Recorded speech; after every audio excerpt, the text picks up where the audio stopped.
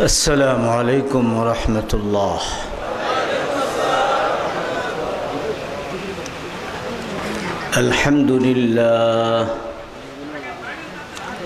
الحمد لله نحمده ونستعينه ونستغفره ونؤمن به ونتوكل عليه ونعوذ بالله من شرور أنفسنا ومن سيئات أعمالنا.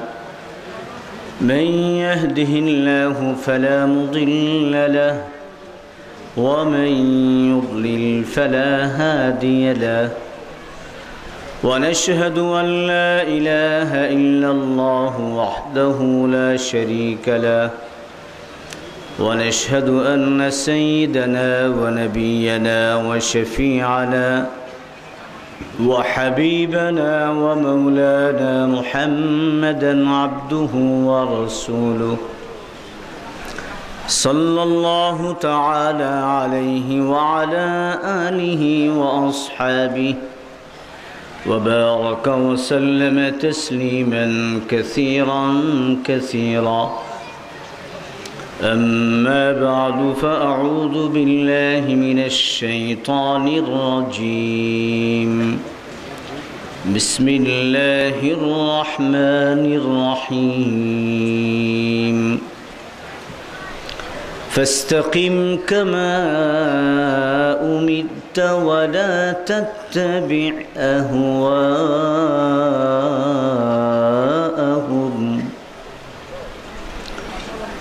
وقال تعالى: إن الذين قالوا ربنا الله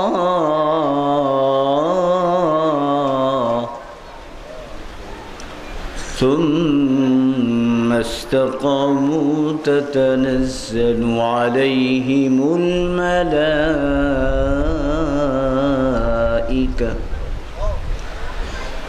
ألا تخافوا ولا تحزنوا وأبشروا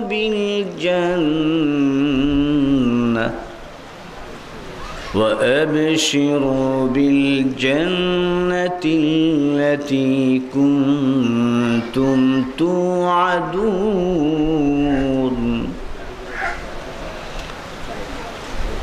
وقال تعالى: قل إن كنتم تحبون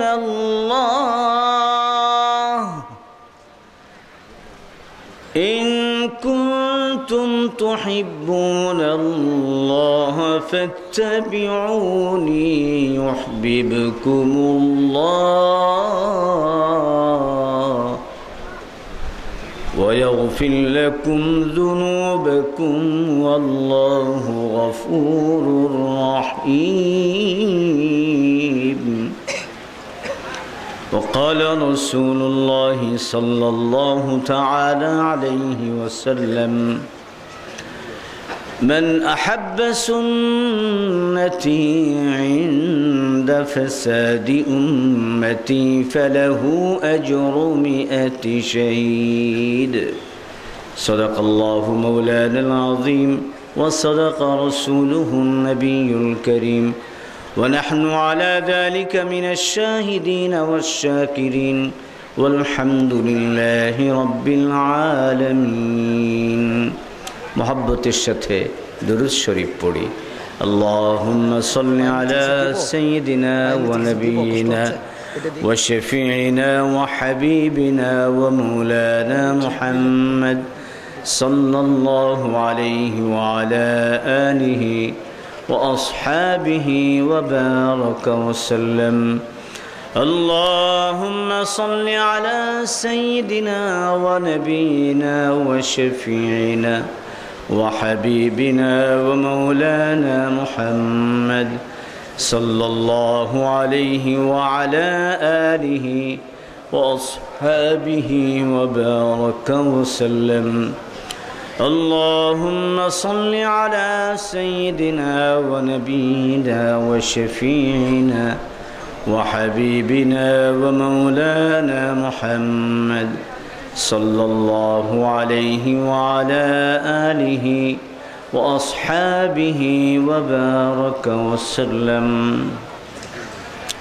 বাংলাদেশ মুজাহিদ কমিটির পক্ষ থেকে আয়োজিত 3 দিন ব্যাপী এই ওয়াজ মাহফিল হালকায়ে জিকির এর সম্মানিত সভাপতি, প্রধান অতিথি হযরতে উলামায়ে কেরাম এবং সমবেত আমার দীনদার জাকিরিন শাকিরিন মুজাহিদ ভাইরা, পর্দার আলারের মা ও বোনেরা এবং সর্বস্তরের সুধী মণ্ডলী বিরাদারানি ইসলাম, সর্বপ্রথম মহান আল্লাহ পাকের শুকর আদায় করছি, যিনি আমাদেরকে অত্যন্ত গুরুত্বপূর্ণ একটি কাজে,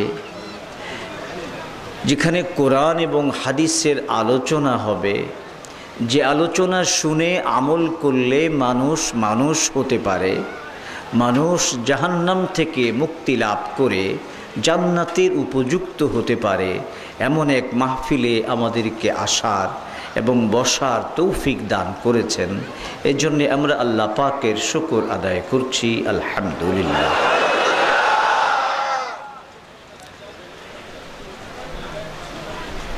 এই পৃথিবীতে আল্লাহ রাব্বুল আলামিন এ পর্যন্ত হাজার হাজার কোটি কোটি মানুষ পাঠিয়েছেন। অনেক নবীরাও এসেছেন, অনেক রাজা বাদশাও এসেছে। নবীরাও এই দুনিয়াতে চিরস্থায়ী হননি, রাজা বাদশারাও চিরস্থায়ী হয়নি। এখন আমরা যারা আছি, আমরা যদি চিন্তা করি, দেখব যে বাড়িতে এখন আমি আছি, এই বাড়িটা যিনি তৈরি করেছিলেন আমার বাবা অথবা আমার দাদা, তারা কেউ এখন আর নেই, তারা সব ছেড়ে চলে গেছেন। এ দুনিয়াতে একের পর এক মানুষ আসে, এরপর চলে যায়, কেউ থাকে না। এ থেকে একটা কথা বোঝা যায়, এই দুনিয়া কারো থাকার জায়গা নয়, এই দুনিয়া কারো বসবাসের জায়গা নয়। এজন্যই তো আমরা যদি একটু পেছনে তাকাই, তাহলে দেখব যখন মানুষ সৃষ্টি হয়নি, মানুষ সৃষ্টিরও 2000 বছর আগে আল্লাহ তাআলা ফেরেশতাদের মাধ্যমে এই পৃথিবীর সর্বপ্রথম ঘর নির্মাণ করেছিলেন। সেই ঘর হলো পবিত্র কাবা, বাইতুল্লাহ। যারা হজ করেছেন, কাবা শরীফ দেখে এসেছেন। এই কাবা শরীফ গোটা বিশ্ব জগতের, পৃথিবীর সর্বপ্রথম ঘর। এই যে একটা তথ্য, এই যে একটা ইতিহাস, এই ইতিহাসটা আপনি আমেরিকার সকল ভার্সিটির সমস্ত ইতিহাস গ্রন্থ তন্ন তন্ন করে খুঁজুন, সেখানে এই ইতিহাস আপনি পাবেন না। ইউরোপে যত ইউনিভার্সিটি আছে, লন্ডন হোক, জাপান হোক, চীন হোক, পোল্যান্ড হোক, সুইজারল্যান্ড হোক, জার্মান হোক, যত দেশ এই পৃথিবীতে আছে, উন্নত উন্নত প্রযুক্তির চরম উৎকর্ষ সাধিত হয়েছে যে সকল দেশে, সেই সকল দেশের বিভিন্ন বড় বড় ভার্সিটিতে আপনি সকল লাইব্রেরি তন্ন তন্ন করে খুঁজুন, এই তথ্য আপনি কোথাও পাবেন না যে এই পৃথিবীর সর্বপ্রথম ঘর কোনটি, কে নির্মাণ করেছিলেন এবং কাদের দ্বারা নির্মাণ করিয়েছিলেন, কেন নির্মাণ করা হয়েছিল। এই ইতিহাস পৃথিবীর কোনো ইতিহাস গ্রন্থে পাওয়া যাবে না। এই ইতিহাস একমাত্র পবিত্র কোরআনের পাওয়া যাবে। বলছিলাম, এই পৃথিবীতে কেউ থাকার জন্য আসে না। কেন আসে না? আল্লাহ রাব্বুল আলামিন মানব সৃষ্টির 2000 বছর আগে কাবা শরীফ ফেরেশতাদের মাধ্যমে নির্মাণ করিয়ে আমাদেরকে আগেই মেসেজ দিয়ে রেখেছেন, দেখো আমি যে প্রথম ঘর নির্মাণ করলাম এই ঘর কারো বসবাসের ঘর নয়। আপনারা বলুন, কাবা শরীফ কি কারো বসবাসের ঘর না ইবাদতের ঘর? বোঝা গেল এই পৃথিবী আল্লাহ রাব্বুল আলামিন মানুষের জন্য সৃষ্টি করেছেন, আর মানুষকে সৃষ্টি করেছেন ইবাদতের জন্য, পৃথিবীতে পাঠিয়েছেন ইবাদতের জন্য, বসবাস করার জন্য নয়। এই জন্য এই পৃথিবীর সর্বপ্রথম ঘর হলো ইবাদতের ঘর, বসবাসের ঘর নয়। মানুষ বসবাস করবে কোথায়? মানুষ বসবাস করবে জান্নাতে। কোথায়? কোথায়? আমরা কোথায় বসবাস করব? জান্নাতে বসবাস করব। আজকে সঠিক জ্ঞানের অভাবে এই মহামূল্যবান সম্পদ অনেকের হাত ছাড়া হতে বসেছে। দুনিয়াতে যদি কারো একটা চাকরি চলে যায় তার দুঃখের কোনো শেষ নাই। যদি কেউ পরীক্ষায় ফেল করে, অনেককে দেখতে পাই তারা আত্মহত্যা করে। ভাইরা আমার, এতে কি হয়েছে? পরীক্ষায় ফেল করলে কি হয়েছে? আত্মহত্যা করতে হবে। চাকরি ছুটে গেলে কি হয়েছে যে আত্মহত্যা করতে হবে? যদি ক্ষতি হয় এটা তো তখন হবে যদি কারো জান্নাতটা হাতছাড়া হয়ে যায়। জান্নাত হাতছাড়া হয়ে গেলে তার চেয়ে কপাল পোড়া, তার চেয়ে দুর্ভাগা আর কেউ হতে পারে না। আমরা বসবাস করব কোথায়? জান্নাতে। ভালো করে মনে রাখি, এই পৃথিবীতে আল্লাহ পাক যতগুলো মানুষ পাঠিয়েছেন প্রত্যেকটা মানুষের জন্যে আল্লাহ রাব্বুল আলামিন জান্নাতে বিশাল বিশাল এক একটি বাড়ি বরাদ্দ করে রেখেছেন। সেই বাড়িটা কি টঙ্গী শহরের মতো, ঢাকা শহরের মতো, ওয়াশিংটনের মতো, এই সারা পৃথিবীর মতো? এক একটা বাড়ি কত বড় এটা যদি বুঝতে হয় তাহলে হাদিসের ছোট্ট একটা উপমা আপনাদের সামনে পেশ করলে আপনারা বুঝতে পারবেন। হাদিসের মধ্যে এসছে, সারা জীবন গুনাহ করার কারণে ঈমান তো এনেছিল, কালিমা পড়েছিল, কিন্তু কোনো নেক আমল করে নাই। যত প্রকার গুনাহ আছে এই গুনাহই করেছে। এই গুনাহ করতে করতে করতে করতে আপাদমস্তক নাফরমানিতে ভরপুর। পরকালের বিচারে দেখা গেল তার নেক আমলের পাল্লা শূন্য আর গুনার পাল্লা ভারী। ফয়সালা হয়ে গেল, যাও জাহান্নামে যাও। জাহান্নামে কোটি কোটি কোটি কোটি কোটি কোটি কোটি বছর জ্বলতে থাকবে। ইতিমধ্যে নবীর সুপারিশে যাদের সামান্য একটু আমলও ছিল তাদের সকলকে রাসূলুল্লাহ সাল্লাল্লাহু আলাইহি ওয়াসাল্লাম সুপারিশ করে জাহান্নাম থেকে মুক্ত করে জান্নাতে পৌঁছিয়ে দেবেন। আল্লাহ আবার পাঠাবেন, যাও। বারবার তিনি আসবেন। যাদের মধ্যে সামান্য আমলও দেখবেন, একটা সরিষা পরিমাণ আমলও যার মধ্যে নবী দেখতে পাবেন, তাদেরকেও জাহান্নাম থেকে তুলে জান্নাতে পৌঁছিয়ে দেবেন। কিন্তু এমন কিছু মানুষ থাকবে যাদের কোনো নেক আমল দেখা যাবে না। আর ঈমান এমন একটা বিষয়, এটা দেখার বস্তু না, এটা অন্তরে থাকে। ঈমান কোথায় থাকে? অন্তরে থাকে। কোনো আমল এটা দেখা যাচ্ছে না, আর ঈমান কোথায় আছে এটা নবীর দেখার বিষয় না, এটা শুধু আল্লাহ দেখতে পান। তো এমন একজন মানুষ যার কোনো নেক আমল ছিল না, শুধু গুনাহ ছিল, এই মানুষটাকেও আল্লাহ পাক সর্বশেষে জাহান্নাম থেকে মুক্তি দান করবেন। এরপর আর কেউ জাহান্নাম থেকে মুক্ত হয়ে জান্নাতে যাবে না।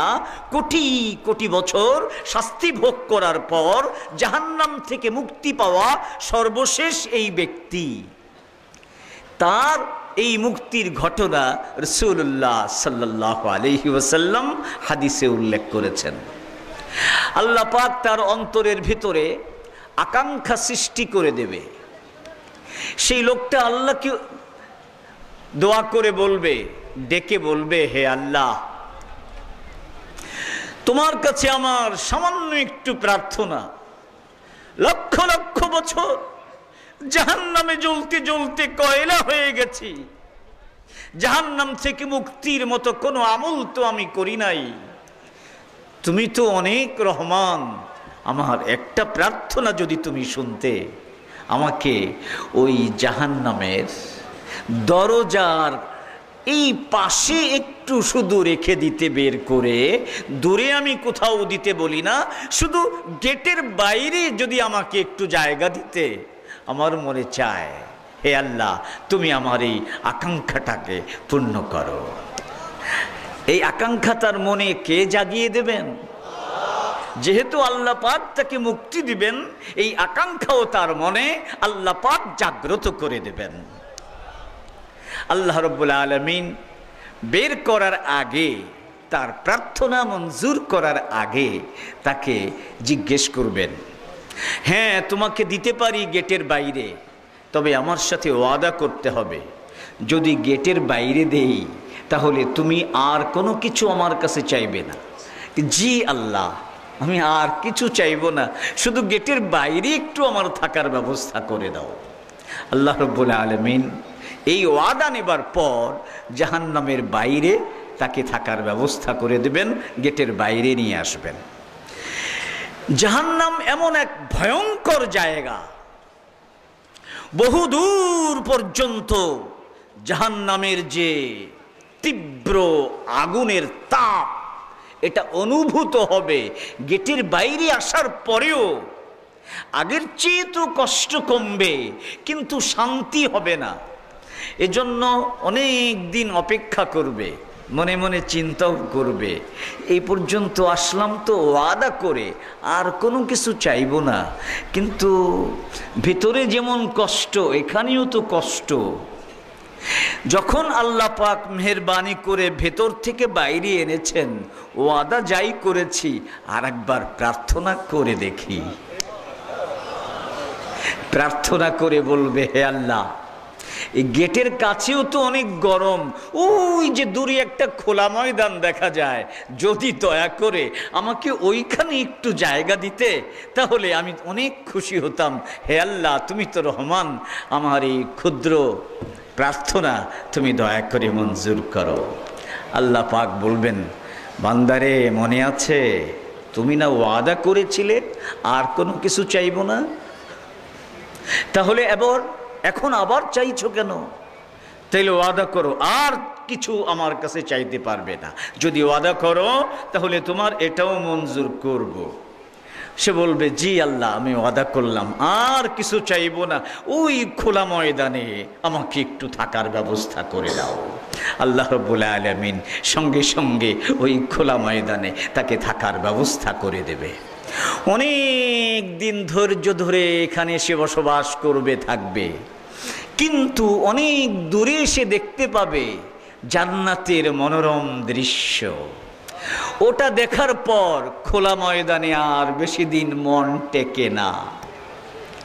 আল্লাহর কাছে আবার প্রার্থনা করছে, হে আল্লাহ, জান্নাতের সুবিশাল অট্টালিকা এখান থেকে দেখা যাচ্ছে, ওখানে ঢোকার তো আমার কোনো অধিকার নাই, যদি তুমি ওই গেটের কাছে আমাকে একটু নিয়ে যেতে, ভিতর থেকে বাতাস আসতো, সুঘ্রাণ আসতো, আমি একটু এগুলো উপভোগ করতাম। ভিতরে যাওয়ার প্রার্থনা আমি করি না, কারণ সেই অধিকার আমার নাই। তুমি যখন খোলা ময়দানে রেখেছ, ওটাও তো জান্নাতের বাইরে, ভিতরে তো না, তবে একটু কাছে, গেটের কাছে নিয়ে যদি তুমি রাখতে, তাহলে আমি অনেক কৃতজ্ঞ হতাম। আল্লাহ পাক বলবেন, ওরে বান্দা, তুই কেমন ওয়াদা ভঙ্গকারী, কয়বার ওয়াদা করলি, কয়বার ভঙ্গ করলি। আচ্ছা ঠিক আছে, ওখানেই তোকে রাখবো, ওয়াদা কর, আর কিছু চাইবি না। সে বলল, হ্যাঁ ওয়াদা করলাম, আর চাইবো না, জান্নাতের গেটের পাশে থাকতে পারলেই জীবন ধন্য, আর কিছু চাইবো না। আল্লাহ রাব্বুল আলামিন জান্নাতের গেটের পাশে নিয়ে আসবেন। আসার পর জান্নাতের সুঘ্রাণ তার নাকে আসবে, সেখানকার মৃদুমন্দ সমীরণ তার দেহে দোলা দিয়ে যাবে। তখন সে চরম উদ্গ্রীব হয়ে পড়বে সেখানে একটু ঢুকে দেখবার জন্য। যার বাইরের হাওয়াই এত সুন্দর, ভিতরে ঢুকলে কত যেন সুন্দর। অনেক দিন সবর করবে, ধৈর্য ধরবে, কোন মুখে আল্লাহর কাছে আবার চায়। যতদিন আল্লাহ পাক তাকে ধৈর্য ধরার তৌফিক দিবেন জান্নাতের গেটের বাইরে, অতদিন ধৈর্য ধরে চুপচাপ থাকবে। এক পর্যায়ে ধৈর্য হারিয়ে ফেলবে, তখন আবার সে আকাঙ্ক্ষা করে বসবে, হে আল্লাহ, তুমি দয়া করে যখন জাহান্নাম থেকে বের করে গেটের কাছে রেখেছো, সেখান থেকে দয়া করে খোলা ময়দানে রেখেছো, ওখান থেকে দয়া করে আবার জান্নাতের গেটের পাশে নিয়ে এসেছো, এখন তুমি আরেকটু দয়া করলেই তো ভিতরেই দিতে পারো। আল্লাহ রাব্বুল আলামিন হাদিসে আসছে, তখন হেসে দিয়েছেন। আল্লাহ পাক হেসে দিয়েছেন, হেসে বললেন, হায় রে, মা আকদারাকা ইবনা আদম, তুমি কত ওয়াদা ভঙ্গকারী, বারবার ওয়াদা করো আর বারবার ভঙ্গ করো। আচ্ছা ঠিক আছে, যখন তুমি চাইলে ভিতরে ঢুকতে, যাও, তোমার অনুমতি হয়ে গেল, যাও ভিতরে ঢোকো। যখন ভিতরে ঢুকতে চাইবে, দেখবে ঢোকার কোনো পথ নেই, কোনো ছিদ্র নাই। ফিরে এসে মুখটা কালো করে আল্লাহকে বলবে, হে আল্লাহ, আমার আগে যারা জান্নাতে প্রবেশ করেছে সব জায়গা দখল করে বসে আছে, আমার তো প্রবেশ করার মতো ছিদ্রও পাচ্ছি না। হে আল্লাহ, তুমি বললে ঢুকতে, আমার তো কোনো জায়গাই নাই, আমি এখন কি করি? আল্লাহ রাব্বুল আলামিন তখন বলবেন, শোন, তুই যে দুনিয়াতে বসবাস করেছিলি, সেই দুনিয়াটা কত বড় ছিল? অনেক বড়। কত দেশ ছিল? আল্লাহ বলবেন, ওই দুনিয়ার 10টার সমান একটা জান্নাত, একটা বাড়ি যদি তোকে আমি দেই, তাহলে কি এতে তোর চলবে?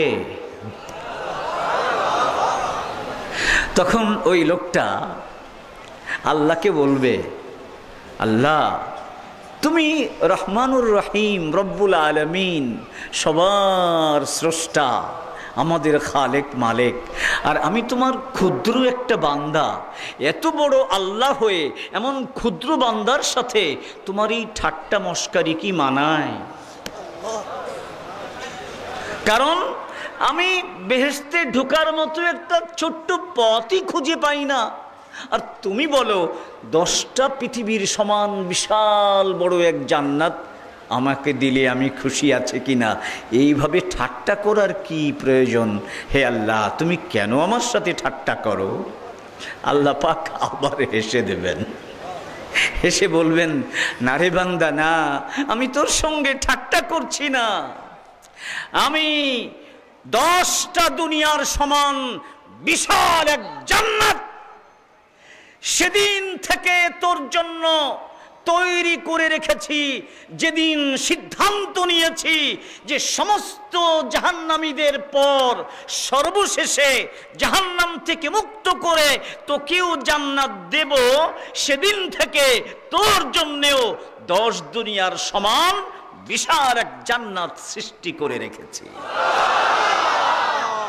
যা তুই সেই জান্নাতে যা। আল্লাহ রাব্বুল আলামিন তখন তার জান্নাতে তাকে পৌঁছিয়ে দেবেন। জোরে বলুন সুবহানাল্লাহ। এটা হলো আমাদের বসবাসের ঘর। তাহলে কি বোঝা গেল? জান্নাতের সবচেয়ে ক্ষুদ্রতম বাড়ি, যার চেয়ে ক্ষুদ্র আর কোনো বাড়ি নাই। নবী রসুলদের বাড়ি না, ও তো বিশাল বিশাল। ওলি আল্লাহদের বাড়ি না, সেগুলো তো বিশাল বিশাল। বরং শুধু কোন রকম কালিমা পড়েছিল, কোন নেক আমল করে নাই, সবচেয়ে পাপিষ্ঠ, যার চেয়ে পাপিষ্ঠ আর কোনো মোমেন হতে পারে না, তার জন্য জান্নাতের সবচেয়ে ক্ষুদ্রতম বাড়িটা দেয়া হবে, যার পরিমাণ হলো এই পৃথিবীর 10টার সমান। ভাইরা আমার, ওই জান্নাত হলো মোমেনদের বসবাসের জায়গা। জোরে বলুন ঠিক না বেঠিক? আল্লাহ রাব্বুল আলামিন প্রথম ঘর নির্মাণ করলেন কাবা। এই কাবা ইবাদতের ঘর, এই কাবা বসবাসের ঘর নয়। আল্লাহ পাক কাবা নির্মাণ করে গোটা বিশ্ববাসীকে মেসেজ দিয়ে দিলেন, আমি তোমাদেরকে পরীক্ষা করার জন্য দুনিয়াতে পাঠিয়েছি। শোনো, এই যে জান্নাত, এটা আমি এমনি এমনি দেব না, তোমাদের পরীক্ষার জন্য দুনিয়াতে পাঠিয়েছি। যারা পরীক্ষায় পাশ করবে তাদেরকে আমি জান্নাতে বসবাসের জায়গা দেব, যারা পরীক্ষায় ফেল করবে তাদেরকে জাহান্নামে চিরস্থায়ীভাবে সেখানে আযাবের ভিতরে তাদেরকে নিমজ্জিত করব। আমরা কোনটা চাই?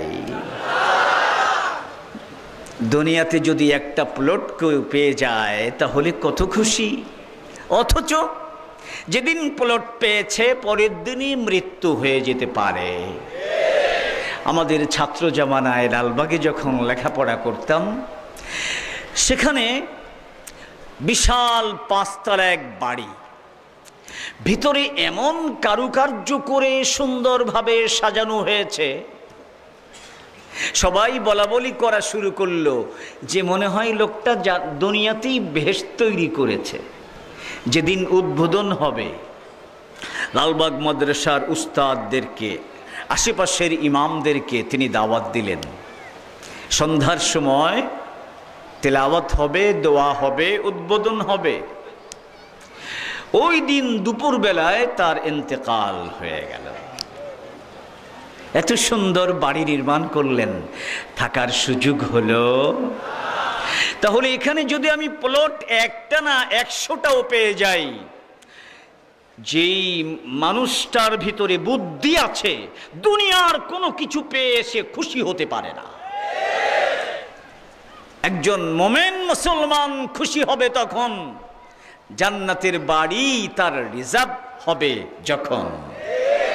এজন্যই আমরা দেখতে পাই হযরতে রাসূল করিম সাল্লাল্লাহু আলাইহি ওয়াসাল্লাম সাহাবায়ে কেরামকে যখন বললেন, তোমরা আমাকে তোমাদের সর্বশেষ নবী হিসেবে বিশ্বাস করো, তোমাদের স্রষ্টা একমাত্র আল্লাহ, এই আল্লাহকে স্বীকার করো, মুখে উচ্চারণ করো লা ইলাহা ইল্লাল্লাহ, লা ইলাহা ইল্লাল্লাহ, লা ইলাহা ইল্লাল্লাহ, লা ইলাহা ইল্লাল্লাহ, লা ইলাহা ইল্লাল্লাহ, লা ইলাহা ইল্লাল্লাহ।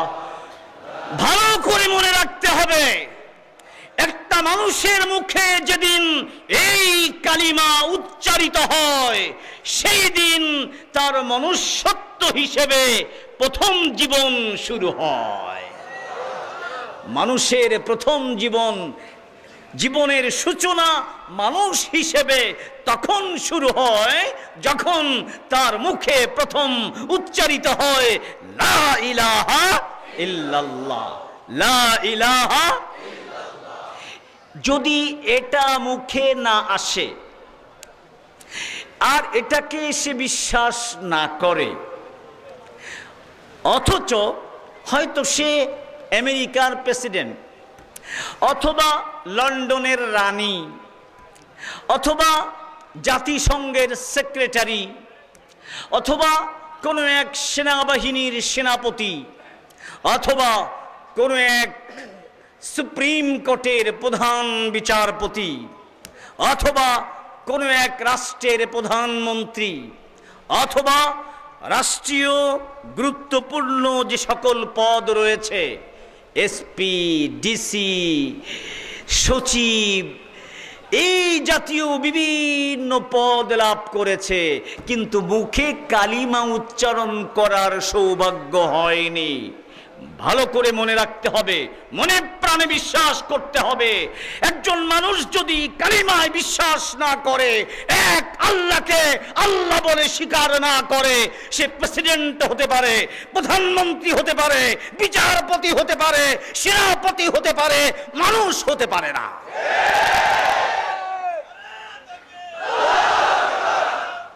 মানুষ হতে গেলে সর্বপ্রথম মুখে উচ্চারণ করতে হয় লা ইলাহা ইল্লাল্লাহু মুহাম্মাদুর রাসূলুল্লাহ।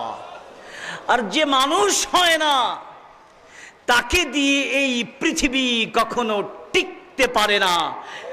অমানুষ দ্বারা যদি পৃথিবী ভরে যায়, তারা যতই উড়োজাহাজ তৈরি করুক, তারা যতই অ্যাটম বোম তৈরি করুক, তারা যতই স্যাটেলাইট তৈরি করুক, তারা যতই উন্নত প্রযুক্তির দ্বারা বিশ্বকে অবাক করে তুলুক, যেহেতু তারা মানুষ নয়, তাদের সংখ্যা যত বৃদ্ধি পাবে, তাদের তৎপরতা যত বৃদ্ধি পাবে, তত এই পৃথিবী ধ্বংসের দিকে এগিয়ে যাবে। ঠিক না বে ঠিক? এজন্যই তো আমার এই কথার বাস্তবতা, বর্তমান সরকারের একজন গুরুত্বপূর্ণ মন্ত্রী, সেতুমন্ত্রী ওবায়দুল কাদের সাহেব, আমি তাকে ধন্যবাদ জানাই। তিনি অত্যন্ত চমৎকার একটা কথা বলেছেন। তার কথাটা বোঝার আগে আপনাদেরকে আমি একটু টাচ দিতে চাই। বলুন, উন্নয়নমূলক কর্মকাণ্ড বর্তমান সরকারের আমলে ঢাকা শহর শুধু নয়, বিভিন্ন শহরে শহরে এবং বড় বড় রোড, হাই রোড, মহারোড, বিশ্ব রোড, ফ্লাইওভার, সংযোগ সড়ক, বাইপাস, বড় বড় দালান কোঠা ইত্যাদি, এই সব কিছু যদি বিবেচনা করি, তাহলে দেখব অত্যন্ত চমৎকার উন্নয়নমূলক কর্মকাণ্ড পরিচালিত হচ্ছে। কি বলেন, ঠিক কিনা? এত উন্নয়নমূলক কর্মকাণ্ড হবার পরেও এই সেতুমন্ত্রী, তার কণ্ঠে আক্ষেপের সুর। তিনি আক্ষেপ করছেন, তিনি আফসোস করে বলছেন, আমার এই দেশে বর্তমানে ভালো মানুষের সাংঘাতিক অভাব। কে বলেছেন? সেতুমন্ত্রী ওবায়দুল কাদের। আমার এই দেশে বর্তমানে ভালো মানুষের সাংঘাতিক অভাব। কেন এমন একজন সফল মন্ত্রীর কণ্ঠে বিষাদের সুর কেন বাজে? কেন আফসোস তার কণ্ঠে এইভাবে ঠিকরে ঠিকরে পড়ে?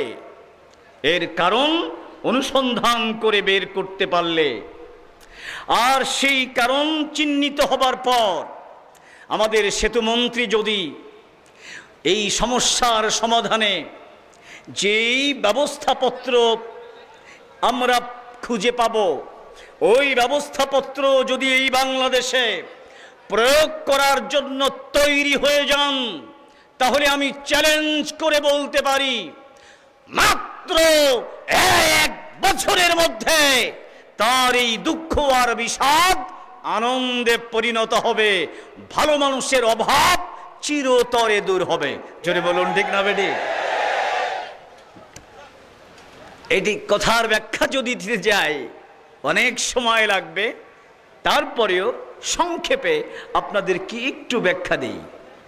দেখুন, সবার আগে মনে রাখতে হবে, ভালো মানুষ তৈরি করতে হলে কে তৈরি করবে? যে তৈরি করবে ভালো মানুষ, তাকে আগে ভালো হতে হবে। ঠিক না বে ঠিক? যদি শিক্ষক ভালো না হয়, শিক্ষক নিজেই যদি প্রশ্নপত্র ফাঁস করে দেয়, শিক্ষক নিজেই যদি ঘুষ দিয়ে চাকরি নেয়, তাহলে সে কখনো ভালো মানুষ তৈরি করতে পারবে না। সে যেমন দুর্নীতিবাজ, তার কাছে যারা লেখাপড়া করবে তারাও হবে সেরা দুর্নীতিবাজ।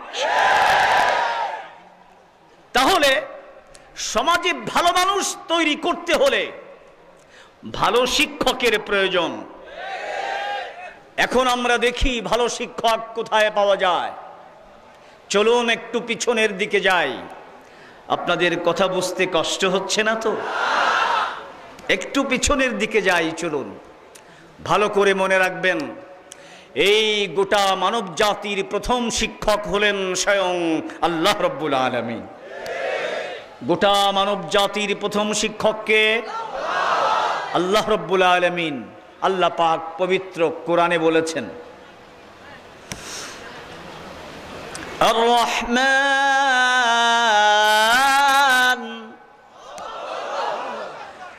আল্লামাল কুরআন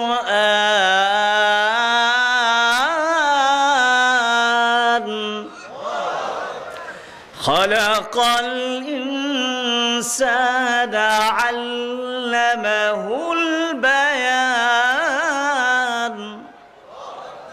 আল্লাহ নিজে বলছেন, আমি আল্লাহ, আমি মহাদয়ালু, আমি গোটা মানব জাতিকে শিক্ষাদান করেছি। প্রথম শিক্ষক কে তাহলে? জোরে বলুন, কে? কে? এই আল্লাহর কাছে সরাসরি শিক্ষা গ্রহণ মানুষের পক্ষে সম্ভব নয়। তাই আল্লাহ তাআলা মানুষকে শিক্ষা দেবার জন্যে তার প্রতিনিধি রূপে যুগে যুগে নবী রাসূল পাঠিয়েছেন। সর্বশেষ নবী হযরতে মুহাম্মদুর রাসূলুল্লাহ সাল্লাল্লাহু আলাইহি ওয়াসাল্লাম, তিনি বলেন, আল্লামানি রাব্বি ফাআহসানা তা'লিমি ওয়া আদ্দাবানি রাব্বি ফাআহসানা তা'দীবি। আমার আল্লাহ আমাকে শিক্ষা দিয়েছেন, সর্বোত্তম শিক্ষা দিয়েছেন। আমার আল্লাহ আমাকে আদব শিক্ষা দিয়েছেন এবং সর্বোত্তম আদব শিক্ষা দিয়েছেন। জোরে বলুন আলহামদুলিল্লাহ।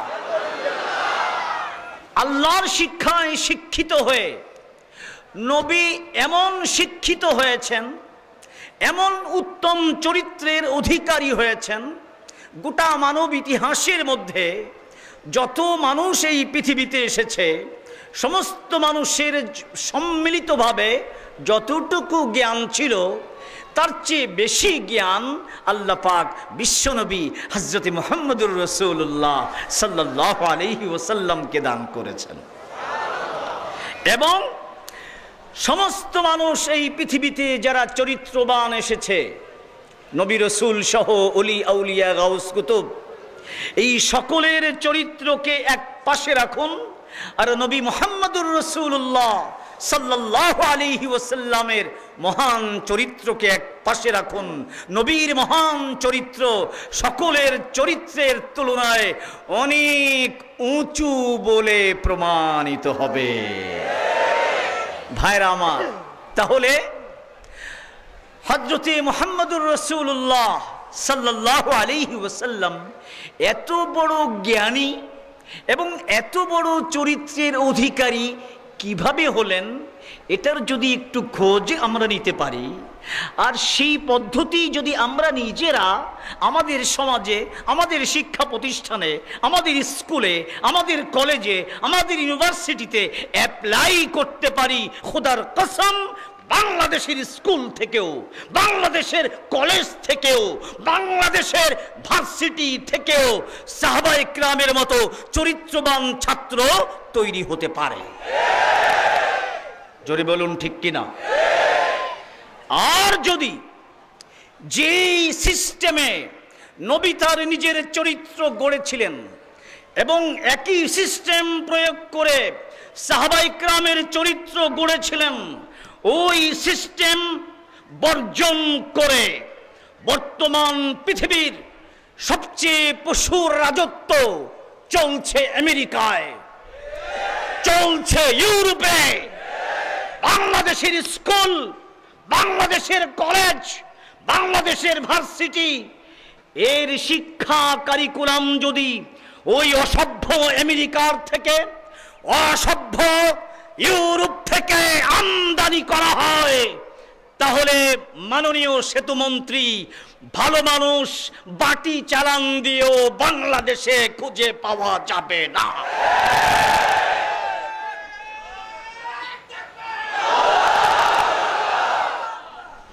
ভাইয়েরা আমার, তাহলে আসুন নবী যেই পদ্ধতিতে গড়ে উঠলেন সেটা কি ছিল, এক দীর্ঘ আলোচনা। সে আলোচনার অবকাশ এখানে হবে না জানি, তারপরেও এ কথাগুলো হওয়া দরকার। কি বলেন ঠিক কিনা? আমি আপনাদের সামনে পবিত্র কোরআনের প্রথম যে আয়াত পড়েছি, সেই আয়াতের মধ্যেই এই প্রশ্নের সমাধান রয়েছে। পবিত্র কোরআনে মহান আল্লাহ রাব্বুল আলামিন বলছেন, ফাস্তাকিম কামা উমিরত, ফাস্তাকিম কামা উমিরত ওয়া লা তাত্তাবি আহওয়াআহুম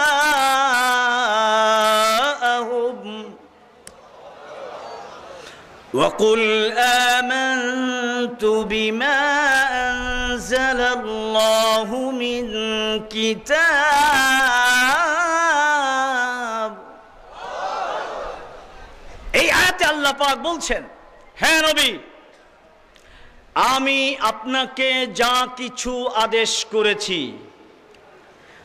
বলুন আমার নবী যে চলতেন নবী হবার পর নিজের মতে চলতেন না আল্লাহর নির্দেশ মতে?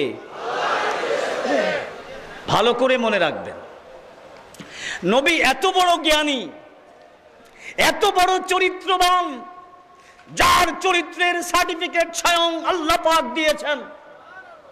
আল্লাহ পাক নিজেই পবিত্র কোরআনে বলেন, ইন্নাকা লাআলা খুলুকিন আযীম। হ্যাঁ নবী, আপনি সর্বোত্তম সুমহান চরিত্রের উপর প্রতিষ্ঠিত। এই চরিত্রবান সবচেয়ে জ্ঞানী নবী নিজের মতে একটা দিনও চলেন নাই, একটা রাতও চলেন নাই, একটা ঘন্টাও চলেন নাই, একটা মিনিটও চলেন নাই, একটা সেকেন্ডও চলেন নাই। জোরে কোন সুবহানাল্লাহ। এত বড় জ্ঞানী, এটা শুধু আমাদের দাবি নয়।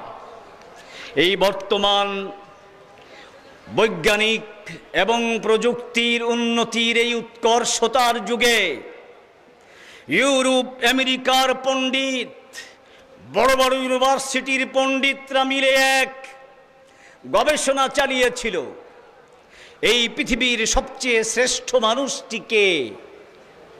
ইহুদি এবং খ্রিস্টান ছিল সেই কমিটির সদস্য, একজন মুসলমান ছিল না। দেখবেন তারা একটা বই লিখেছে, সে বইয়ের নাম হলো দ্য 100। এই বইয়ের মধ্যে সবচেয়ে শ্রেষ্ঠ মানুষের 100 তালিকা তারা পেশ করেছে।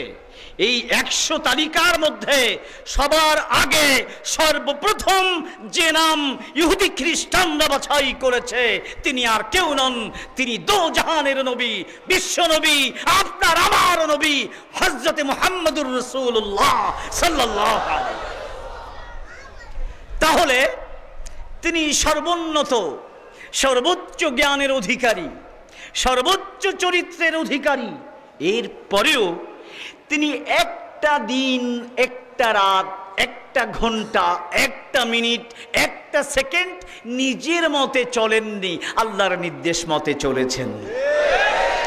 তাহলে বোঝা গেল তারই জ্ঞানের রহস্য আল্লাহর নির্দেশ মতে চলা, তারই চরিত্রের রহস্য আল্লাহর নির্দেশ মতে চলা। যে যত নিজেকে আল্লাহর নির্দেশ মতো পরিচালিত করতে পারবে সে তত জ্ঞানী হবে এবং সে তত চরিত্রবান হবে। নবীর গড়ে ওঠার থেকে এই বাস্তবতাই আমরা উপলব্ধি করতে পারি। জোরে বলুন ঠিক না বেঠিক? ঠিক একইভাবে এখানে আরেকটা কথা বলে নেওয়া দরকার। আপনাদেরকে আমি বলতে চাই, পরের আয়াত, পরের শব্দটা একটু খেয়াল করুন। পরের শব্দটা কি? ফাস্তাকিম কামা উমির। এর অর্থ হলো, হ্যাঁ নবী, আপনাকে আমি যা কিছু করতে বলেছি শুধু তাই করবেন, যা কিছু বলতে বলেছি শুধু তাই বলবেন। আপনার কোনো কাজ আমার নির্দেশের বাইরে হতে পারবে না, আপনার কোনো কথা আমার নির্দেশের বাইরে হতে পারবে না। আমার কথার উপর আপনাকে অটল অবিচল থাকতে হবে। ফাস্তাকিম, আপনি অবিচল থাকুন। বিমা উমিরত, আপনাকে যা আদেশ করা হয়েছে তার উপর। আপনাদের কি মনে হয় আল্লাহর এই হুকুমের একচুল পরিমাণ ব্যতিক্রম কি নবী তার জীবনে করেছেন? কিভাবে যে পালন করেছেন আপনাদেরকে আমি কি করে বলবো। নবীর জীবনের প্রতিটি দিন, প্রতিটি রাত, প্রতিটি ঘন্টা, প্রতিটি মিনিট, প্রতিটি সেকেন্ড সেভাবেই পরিচালিত হয়েছে যেভাবে আল্লাহ পাক চেয়েছেন। জোরে কোন সুবহানাল্লাহ। এই জন্য নবী যে মুখ থেকে কথাগুলো বের করেছেন সেগুলো নবীর পবিত্র বাণী, হাদিস। তিনি যে ঘুমিয়ে থেকেছেন, এই ঘুমিয়ে থাকার অবস্থা এটাও হাদিস। তিনি বিবাহ শাদী করেছেন, এটাও হাদিস। তিনি ব্যবসা বাণিজ্য করেছেন, এটাও হাদিস। তিনি রাষ্ট্র পরিচালনা করেছেন, এটাও হাদিস।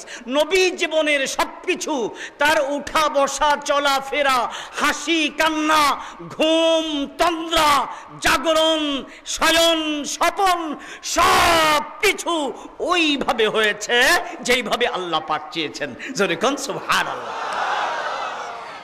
আচ্ছা, একটা মানুষ এটা কি করে পারে? এখন যদি আমাদের সমাজে কেউ সামান্য একটু দায়িত্ব পায়, মনে করুন একটা মসজিদের সেক্রেটারি হয়ে গেল, অন্য বাদই দিলাম, যদি কমিশনার হয়ে যায় তাহলে তো ধরা ছোঁয়ার বাইরে, মেয়র হয়ে গেলে ধরা ছোঁয়ার বাইরে, এমপি হয়ে গেলে তো কথাই নেই, আর মন্ত্রী হলে তো ধারে কাছে যাওয়ার কোনো উপায় নাই। আর যদি প্রধানমন্ত্রী হয়ে যায় তাহলে তো যা মনে চায় তাই করার তার পূর্ণ ক্ষমতা সাংবিধানিকভাবে ভোগ করেন। এতে যদি কোরআন বাধা হয়ে দাঁড়ায় পরোয়া করার কোনো চেষ্টা করেন না। এটা সারা পৃথিবীর প্রধানমন্ত্রীদের এমনই অবস্থা আমরা প্রত্যক্ষ করে এসেছি। জোরে বলুন ঠিক না বেঠিক? কিন্তু আমি জিজ্ঞেস করতে চাই, এই বর্তমান পৃথিবীতে যদি 200 প্রধানমন্ত্রী থাকে, আর 200 প্রেসিডেন্ট থাকে, আর 200 সেনাপতি থাকে, তাদের সবাইকে এক পাল্লায় রাখুন, আর নবী করিম সাল্লাল্লাহু আলাইহি ওয়াসাল্লামের সামান্য জীবনের একটা কথাকে এক পাল্লায় রাখুন, কোনটার দাম বেশি হবে? নবীর কথার দাম বেশি হবে, নবীর কাজের দাম বেশি হবে, ঠিক না বেঠিক? তো যার নিজের জীবনের এত দাম, যার কথার এত মূল্য, সমস্ত রাজাবাদশারা যার সামনে মাথা নত করতে বাধ্য, সেই মহানবী তিনি যখন আল্লাহর হুকুমের বাইরে কোনো কথা বলার চিন্তাও করেন না, তাহলে বর্তমান যুগের যারা দেশ পরিচালনা করে, সেটা বাংলাদেশেই হোক, আর ভারতেই হোক, আর চীনেই হোক, আর জাপানেই হোক, আর আমেরিকাই হোক, আর লন্ডনেই হোক, আল্লাহর হুকুম লঙ্ঘন হয় এমন কোন নির্দেশ দেবার অধিকার কোন মানুষের থাকতে পারে? জোরে বলুন, থাকতে পারে? যদি কেউ মনে করে কোরআনে যা থাকে থাক, আমার নির্দেশ এটাই মানতে হবে। ওই দেশে আর যাই হোক ভালো মানুষ তৈরি হতে পারে না। ঠিক না বেঠি? সময় কি শেষ হয়ে গেছে? ইয়া আল্লাহ, আমার তো ভূমিকাই শেষ হয় নাই। আমি দুটো আয়াত পড়েছি না তিনটা আয়াত পড়েছি আর একটা হাদিস পড়েছি। হ্যাঁ, সুতরাং বললাম না আলোচনা শেষ করা আজকে যাবে না, সময় ফুরিয়ে এসেছে। আমি আপনাদেরকে সংক্ষেপে বলতে চাই, রাসূলুল্লাহ সাল্লাল্লাহু আলাইহি ওয়াসাল্লাম, হয়তো কেউ বলবেন যে ওই যুগে আল্লাহর হুকুম মতো চলা এটা পরিবেশ ছিল, নবী চলতে পেরেছেন, বর্তমানে পরিবেশ নাই, আমাদের পক্ষে চলা সম্ভব নয়। এই কথা যদি কেউ বলেন তাহলে তার উত্তর রয়েছে এই একই আয়াতের দ্বিতীয় শব্দে। সেটা কি? ওয়ালা তাত্তাবি আহওয়াহুম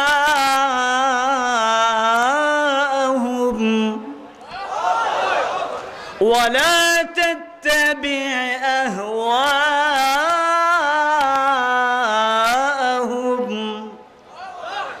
কারো মন গড়া কোনো কিছু মানতে পারবেন না, শুধু আমার কথার উপর চলবেন।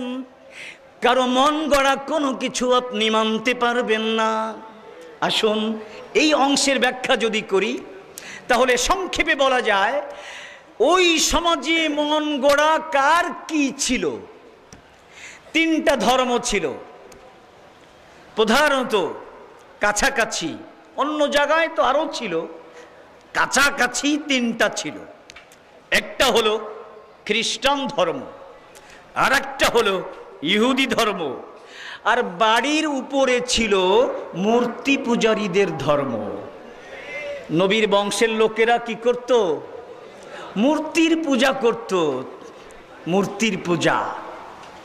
আমার নবী কাবা শরীফের মূর্তিগুলোকে যদি অপসারণ না করতেন তাহলে আমরাও হাইকোর্টের মূর্তিকে অপসারণ করতে বলতাম না।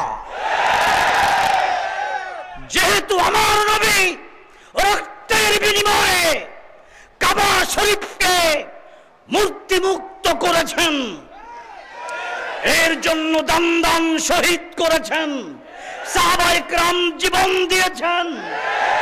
সুতরাং সেই নবীর উম্মত হয়ে আমরা আমাদের প্রধান ন্যায় বিচারের একদম সামনে কোন মূর্তিকে বরদাস্ত করতে পারি না।